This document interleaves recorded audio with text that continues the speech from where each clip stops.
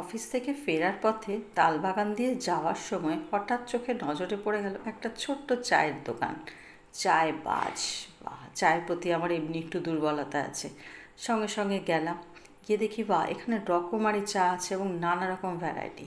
তবে অত কিছু আমি না ভেবেই হানি লেমন টি অর্ডার করে ফেললাম।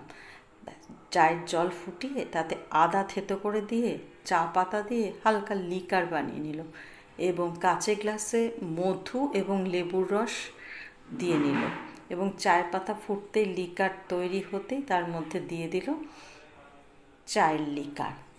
দেখতেও খুব সুন্দর একটা রং হয়েছে, দারুণ কালার, এবং সুন্দরভাবে ন্যাপকিনে জড়িয়ে আমাকে দিল। চা খেতে খেতে দেখলাম নানা ভ্যারাইটির চা এবং কফি রয়েছে এখানে।